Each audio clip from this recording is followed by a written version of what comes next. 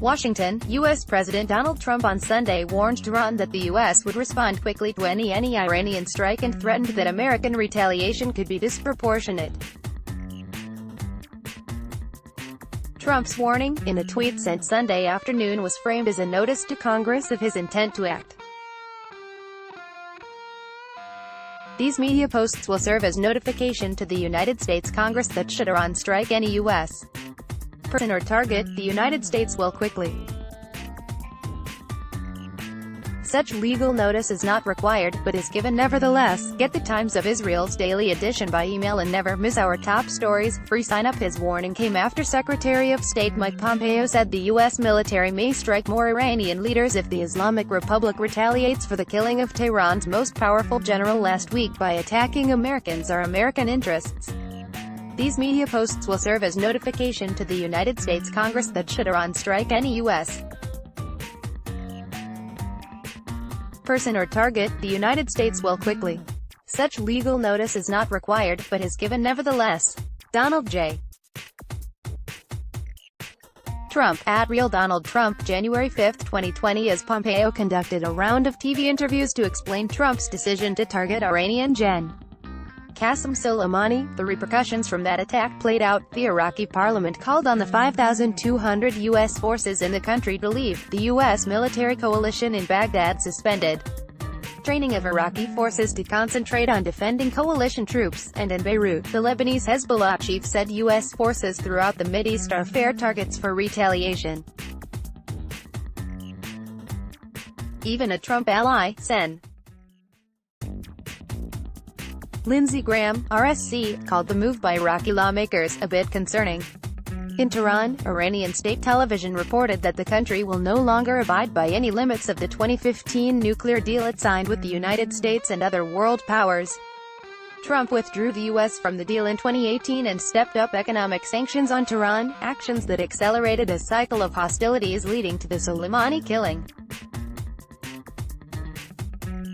Iranian lawmakers chant anti-American and anti-Israeli slogans to protest against the U.S. killing of Iranian General Qasem Soleimani, at the start of an open session of parliament in Tehran, Iran, Jan. 5, 2020. Mohammed Hassanzadeh, Tasnim news agency via AAP. The State Department had no immediate comment on Iran reportedly abandoning the nuclear deal, a move that holds the prospect of Iran accelerating its production of materials for a nuclear weapon.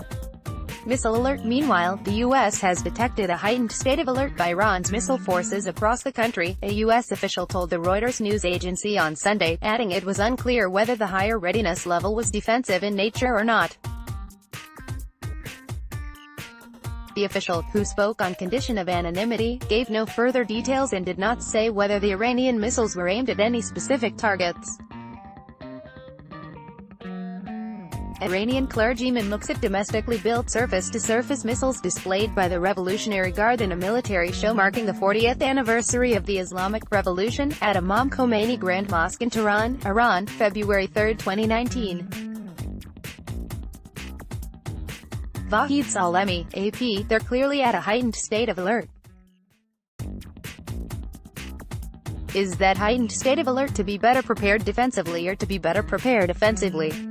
That can't be determined at this point, the official said. But we're watching it closely. Democrats in Congress complained about the administration's failure to consult with legislative leaders before conducting the drone attack Friday against Soleimani, and the White House faced a barrage of questions about the killing's legality.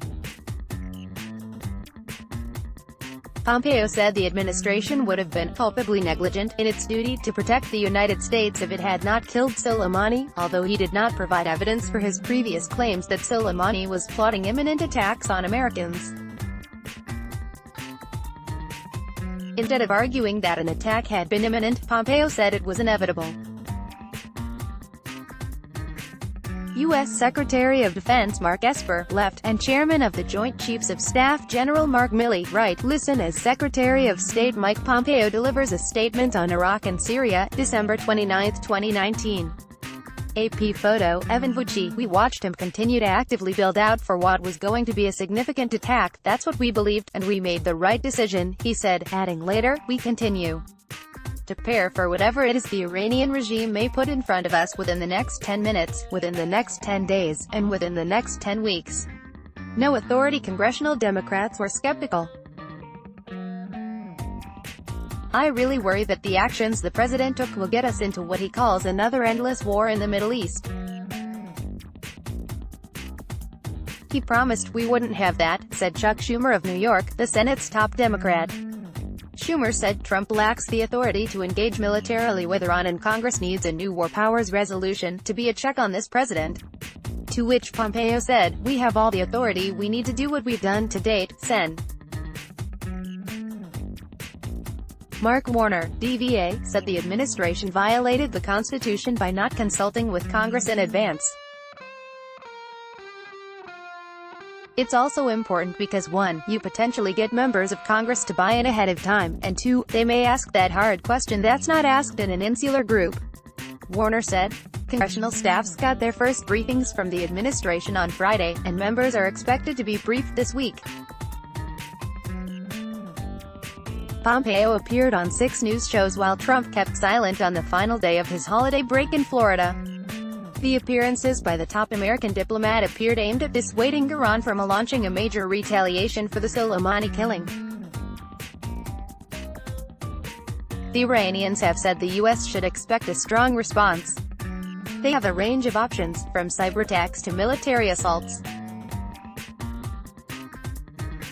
De-escalation. It was unclear whether the administration would attempt a backdoor communication with Iran in pursuit of its stated goal of de-escalation of tensions. Retired Gen.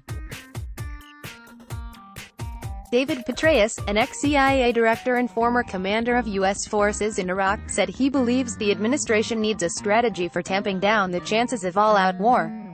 I think the real question for the United States is, will there be a diplomatic initiative that says, okay, look, this is not headed in a good direction. We truly do want to de-escalate. Everyone is going to lose if this continues to ratchet upward. Can we now sit down and talk? Petraeus said. Pompeo declined to say whether he had sought to communicate with Iran since Friday. He stressed the U.S. resolve to hold Iran accountable for its interventions in Iraq, Syria and elsewhere in the Mideast.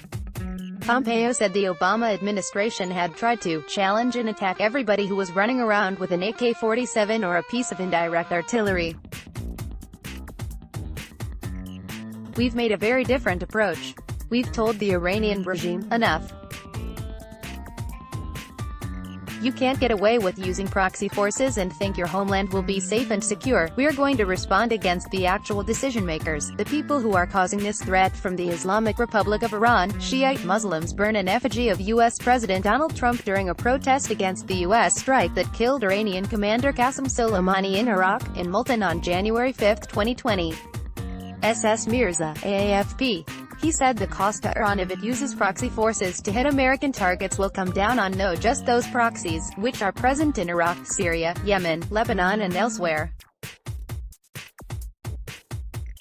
It will be borne by Iran and its leadership itself, Pompeo said.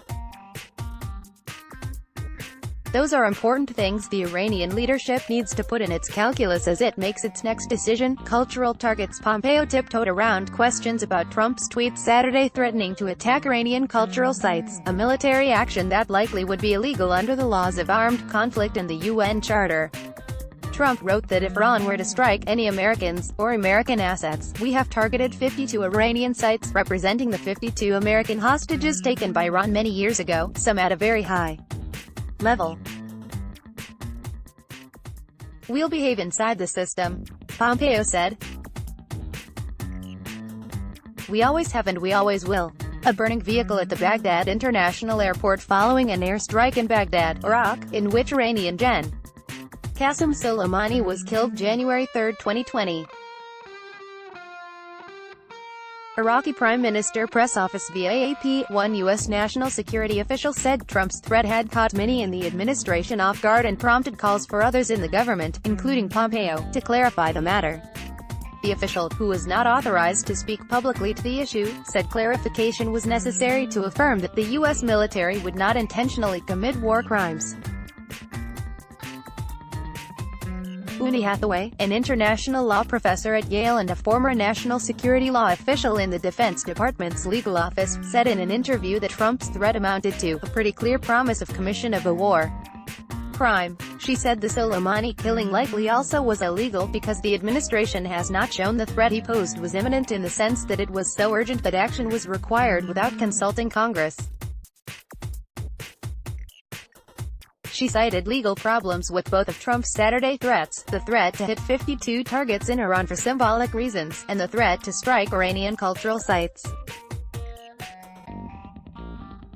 Both, she said, would be war crimes, the targeting of 52 sites because Trump justifies it on symbolic grounds of retribution for Iran's hostage-taking 40 years, and the hitting of cultural sites because that would be illegal under the 1954 Hague Convention for the Protection of Cultural Sites.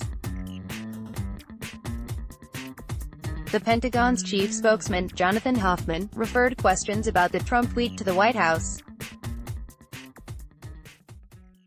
Pompeo appeared on ABC's This Week, CNN's State of the Union, NBC's Meet the Press, CBS, Face the Nation, Fox News Sunday, and Fox News Channel's Sunday Morning Futures. Schumer was on ABC, Petraeus was on CBS, and Graham was on Fox News Channel.